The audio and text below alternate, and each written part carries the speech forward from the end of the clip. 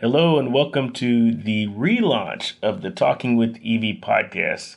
My name is Alastair Hunte, and I get the unique honor of being able to interview Dr. Evelyn Burns for her first episode in this relaunch. How are you doing, Dr. Burns? I am doing excellent, Elson. Thank you so very much. Okay, so you're Dr. Evelyn Burns, but you go by Evie. So tell me a little bit about how you got that nickname, the Evie nickname. Well, I got that from a friend of mine. She's now in her 90s. And when I was pregnant with my oldest daughter, I was going to the clinic, and everybody was kind of talking about this young girl that was dressed a certain way coming to the clinic, and she was intrigued. And so she came in, and we became fast friends, but I knew her sister, and because we worked at the hospital. And from there, our friendship just blossomed, and I became a part of her family, and she became a part of my family. And so she is such a lady. I just love her so much. And then she started calling me Evie. And so that just kind of stuck. And I just love that sometimes I feel a certain type of way when others call me that. But it's just a name that my friend gave me, and now I'm so endeared by that. I love it. Yeah. That's a great story. All right, so tell me about this podcast. What is kind of your purpose? Why should people listen to this specific show? Well, I'm a senior citizen, Okay.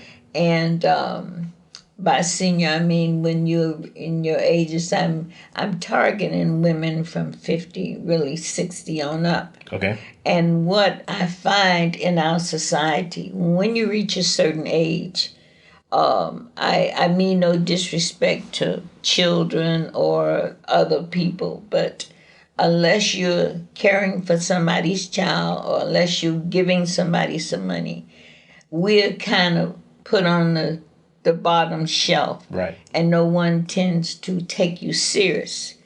And so either a lot of the women they are widowed, maybe they're divorced, and so when you go through a divorce, then friends divide. Yes. And so some friends might go with the husband, Right. and then some with the wife. And so you're kind of left not knowing where you are. And there's some women that they have talents. I mean, magnificent talents. They can cook. They do graphic arts. Right. I mean, just so many things, hidden talents, and secretly they might want to go back to school. They want to do, but then they have heard so much in their life. Oh, that ship has sailed. You're just too old for that. And so, what I want to speak to is, no, you're never too old. And if you look in the Bible, you never ever saw a younger person doing some of the prolific things that we saw and what we read about in the Bible. Yeah, good And so point. what I want to speak to now, 70 and 60 is not old. Right. A long time ago, you were really old. You were kind of ready for the rocking chair. Right. But you have so many amazing women now doing so at that age, just coming out as like a chameleon, you know what I'm saying to Yes, you? yes. And so I'm speaking to them as kind of a sisterhood. You can do it. If you're widowed, if you're divorced, if you're not, these are things that you can do. Work in your church if there's a young couple, that to give them some alone time sometime, you can provide babysitting services. Right. You can also do tutoring. You have retired school teachers. You have retired nurses, but they're just retired from their careers, but not retired from life. And so the Bible tells us that the older women are supposed to be a teacher or a mentor to the younger women. And I guess this is what I want. And I hear so much now about mental health. Right. And self-care. And so I want to address all of those things. You're never too old to go back to school.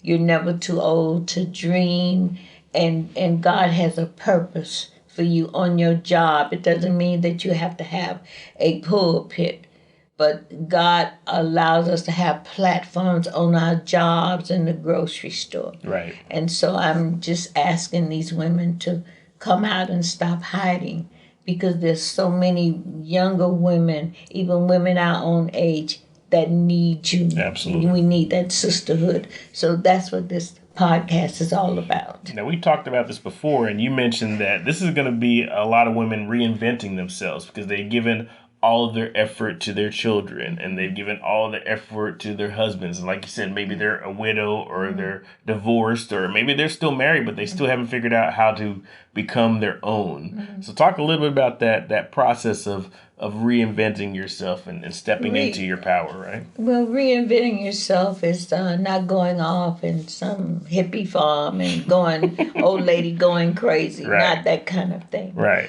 But just taking the talents, the hidden, and even not even the hidden talent, but the God-given talents that you have, and just saying, I'm going to get a redo Right. or reset and work on those skills, doing those skills. And by that, you can do it in your church. You know what I'm saying Right. to you? There are a lot of people, women writing books. Right. You know what I'm saying? Not just a how-to book, but just kind of a guide. And you know what? In helping other people, you help yourself. Correct. You know what I'm saying to you? And so you want to be relevant. I'm not saying be relevant in terms of the world, but just being relevant in your own age group with yourself as a woman. A lot of times we as women, we don't always gel together well. Right. You know, and so this is what I want to see happen, that we kind of come together and say, come on, you know, we can do this together, you know, kind of pull each other up and kind of encourage. And that's what I want to be, is an encourager. And so that's again what this podcast and this movement is all about. Now, some of these women have not been themselves or have not tapped in or have suppressed those things, like you said, for so long that they have no clue what it is that they want to do. So you think there's like an exploration portion that has to go on for some people to try different things to see where it is that to bring those talents back to the surface? Yes, I think so, because a lot of time initially we're afraid. Right. We're afraid of criticisms. We're afraid of the people that we love. If they say, well, you know, I don't think that's going to work because I know so-and-so, she did this and you know, this and that, and because you're this color and because you're from this denomination, that's not going to work. So we're afraid. We tell our children to be brave, but we're cowards sometimes because we don't want to step up and say, yeah, I think I could do this. I know I could do this. And then sometimes your friends, well-meaning friends and family, will gaslight you. Absolutely. You know what I'm saying to you? Because maybe they don't have that courage, or maybe they just don't want you to fail. They're comfortable with who you are, right. exactly as That's you are. right. Right. And so you can do it, but let's just do it right here a little bit. Right. Because I don't want you to go out there and somebody hurt you. Because then I'm going to have to be a certain way So myself. in their effort to protect them, they're actually holding them back. Yes, they are. Got it. And we do that a lot. Yeah. Even with our children sometimes. You know, we will make excuses. And so it's not always venomless that your friend is saying no. Sometimes it's for protection. Yes. You know what I'm saying? Yeah. So it takes a little bit of courage to go through this whole process. Prayer. And prayer. Yes. To be able to reinvent yourself and to step out there. But describe that feeling once it is that you kind of break through that wall. Once you kind of, it kind of reminds me of the story. You know, I'm a retired educator. Right. And I used to love to tell the story about the metamorphosis of the butterfly. Yes, yes. And, you know, going in the cocoon. And so once you kind of poke that little cocoon and you see the light, and then you try one thing and you got to go step by step. And once you see that and you see some successes and people that you really admire, or one person, it doesn't take a lot of people, but one person say you nailed that. I'm telling you, that feeling is like none other. It's an adrenaline rush, and then after that happens, then you want to go. It's like you find a sale. You want to call all your girlfriends and tell them about the sale. So that's what that feels like to me. I love that. Now, speaking of inspiring and being able to inspire others, you've had a journey in your lifetime, including you just got your third doctorate degree. So, to walk us through from where you started to having the courage to be able to pursue this last degree. I know that's a long span and we don't have a lot of time, but just give us the shortened, condensed 10-minute version of your journey. Well, I'm the mother of 8 children. I have 7 children. I lost a son when he was in high school. He was murdered by a classmate, and we were such a close-knit family that I had been married for 37, almost 40 years. And we just did not know, although we were Christians, we just did not know how to repair each other. Right. And so it was like an ant pile and somebody goes and step in it and it was like that. I was a high school dropout. I married my high school sweetheart. Okay. And I was 16, he was 19. And back then, being married that early, it was no deal. Yeah, it was but not a now big it's deal. a deal, you know what I'm saying? Yeah. And so I got involved. I was a room mother. And that means I would go to my child's school and volunteer, whatever like that. Yes. And so I got in a program. It was recreation leadership. I'm originally from Miami, Florida. Okay. And so it was a recreation leadership program that they were starting at Miami-Dade Junior College. And at that time, the lady's deceased now. Her name was Carrie Meeks. She was over the program. And so I found out I was pregnant with my son, the one that I lost. And I said, Miss Meeks, I can't be in the program. So she says, why? So I said, I found that I'm pregnant. And so she says, have you ever had any problems with your other children? I said, no, ma'am. So she said, you go over there to Miami-Dade and you tell Siegel that I sent you. So I said, another thing, I don't have a high school diploma. So she says, don't worry about that. And the rest is history. I did that. And then being in Dade County school systems, at that time, they would pay for like 2 of your classes. And so over a period of time, I went back to school, worked as a teacher's aide. And from there, I went to Miami-Dade. I got an AA there in early childhood education. Okay. And then I went to FIU. And that's when FIU... What is FIU? That's Florida International University. Got it. And I went to Miami campus, and then they opened up the Bay Vista campus, and one of my daughters was one of the mascots for Bay Vista, and what she represented was all of the minority children that will come through there. Okay. So it's been through losing my son, through a whole lot of other things.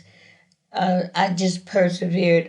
When I became pregnant, I felt embarrassed, and back then people just said whatever they felt like saying to you. Filter. It's almost coming around to like that today. Yeah, they right? had no filter. And I was in the church. I was a church girl. Right. And so I just was mortified. And not just for my family, but I always had a dream inside that I wanted to do more and I wanted to be more.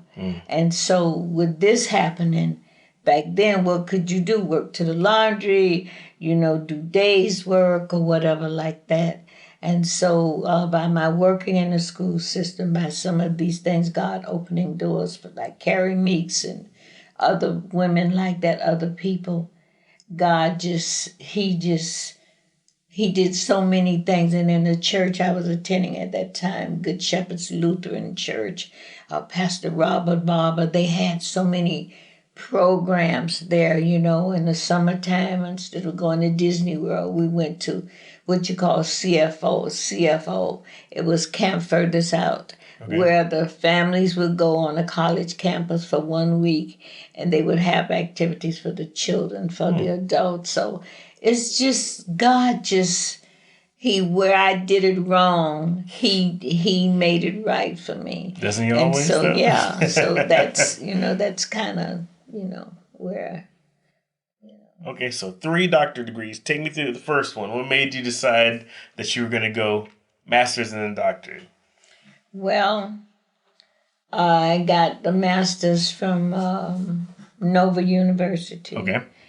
And by my always church has been just a church girl from my heart. I've always had a relationship with God, just always. Okay. But I love the Lord, but I was so afraid. God wants you to be, to fear him, but not fear him so much that you can't come to him. Absolutely.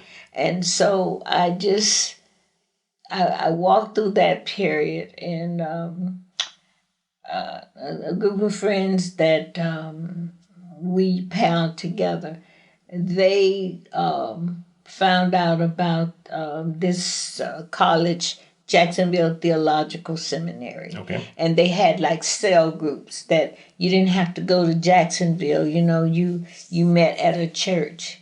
And so I started there. But what I really wanted was Christian counseling. Okay. Because I believe that I kind of have a calling in my life, and people have told me it's very easy to talk to me. I'm non-judgmental because of some of the mistakes that I've made in my life. Not drugs, alcohol, or anything like that, but sin is sin, and it all stinks in God's nostril. Absolutely. And so I've learned not to be judgmental. I've learned that there are 2 sides to, like, the book has 2 sides, a back and a front.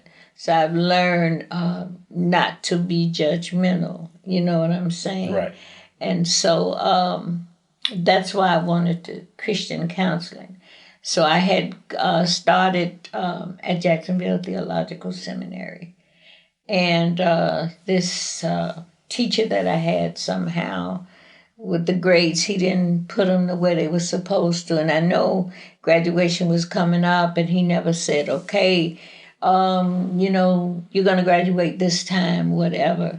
So I happened to call the campus, and as God would have it, I called and I talked to the president of the college. Oh, wow. At that time, and she is such a gracious lady. And she asked me my name, and I told her, and she asked me what was my major, and I told her I wanted Christian counseling. And she says, well, you don't have enough credits for Christian counseling, but you have ministry. I said, I'll take it. I'll take it, because by that time I was tired. Here I am, with my little children, and my education was a family education. Right. It was, my ex-husband worked it was Seaboard Coastline that turned to Amtrak. So he would be out of town for X number of days. Right. So we would have to, I would pack them up, and they would go with me to school. They would wait in the student union, and everybody knew, And so it started from there, and then I would do other things in the community and whatever. And so then I wanted a college that was internationally accredited. Okay. Okay, we have colleges that or seminaries that's accredited in the United States, or maybe in certain areas. Right. And sometimes you always have to have hindsight in anything that you do. So I when I moved here, and I was working at a daycare, I began to talk to one of my supervisors who owned the daycare, and her husband, Pastor Sam Fintroy and Gloria Fintroy. He told me about the church that I now attend. And he was telling me about a school that they had there, CLST, Christian Life School of Theology. Right. And they are global. They had to change the name to Christian Life School of Theology, global. There are schools in Africa, there are schools in Russia and all over. And so I started there, and I got a master's and a doctorate in sacred studies. Okay. And so from there, I'm working in my church. Those are the people that I worked at their daycare. And from there, working in my church, working in the community, Right. I got a doctorate and a master's in sacred studies. Okay. But traveled to Israel with them and some other places. And so then when I started there, I was looking for theology. And so somehow that got mixed up. And so after I got that, I said, oh boy, what is this, And I would get comments like, oh, how many more degrees you're going to get? I wasn't doing it because I was trying to be smart. It was just a search and something that was in me. It never had anything to do with being smart. Right. Because I always thought that other people's ideas was better than mine, or they were smarter than me. It was just something inside of me Right. that I wanted. It was never to show somebody that I was smarter, because that was never my deal. And then also I wanted to show my own children, and other young women, although you fail, you can begin again. And so that's my deal. Right. You can begin again. And I get emotional about this. Right. Because in today's world, they say, well, how many things you going to do? You did this, you do that. But then you look at who did the light bulb? How many times did he fail? Yeah. You know what I'm saying to you? And the guy that did the 401, the 409 cleaning stuff, Right. how many times did he fail? So it has never been about to show how smart I am. And every day when I wake up, I realize I'm not smart at all. It's just something that I think God has put down, and I want to share that with somebody else. So what's next? So you've gotten your 3 doctorate degrees. What's next for Dr. Evie? Well, I'm believing God that this podcast will reach other women. And when I was in Miami, also I had my own little mission, and it was called Transform Ministry. Here, I think we had, because there's another group that has that name, so I had to change it. I'm changing it to Transform Outreach Ministry. Okay. And so with that, we'll try to find families that we can help. If it's just a kid that's going to school, if we could just give them $100 scholarship towards books, Right. or something, or do something in the community. I want to be able to give back what God has given me. Absolutely. And not so much talking. We hear a lot of talking, like the young people say, chopping it up. We hear a lot of that. Mm-hmm. But that's not what I want to do. I would like for my life to say to you what God can do. Absolutely. There's so many things that God has allowed me to travel, and I should not have had these things. And it wasn't helter-skelter. It's just God's hands on me. And other people need to know the goodness of God and what he can do. Now, of course, we live in a world, and I'm not just churchy all the time. I love smooth jazz. I love living, I love having a good time. You know what I'm saying? Right. I'm not talking about drinking or smoking or anything like that. but just living and enjoying the things that God has given me and the doors and the friends and the relationship that He has brought into my life. Absolutely. You know. That's what it's all about. Well, thank you for sitting with me and telling your story. I look forward to helping you to be able to relaunch some of your old episodes from the show before. Plus, you'll have new guests that are coming on. All of them are inspiring stories of people who it is that have, just like you said, they've taken that bold move to be able to reinvent their life. And now they're living their best life no matter what age, right? All right. So thank you for sharing with me. And I can't wait to hear your next episode. Thank you so very much, Alastair, for helping me. And I just want the audience to know how I had the podcast before, and the person that was helping me, they had some things and life changes in their life. And I was bewildered. And I didn't know what I was going to do. And through another mutual friend, Alastair came in my life, so go figure what God does. Everything And happens the thank way you it's so supposed to. very much. Yeah, absolutely. Thank you so very much. So honored to be able to help you and to be able to help you share your story with the world. We'll talk soon. Okay.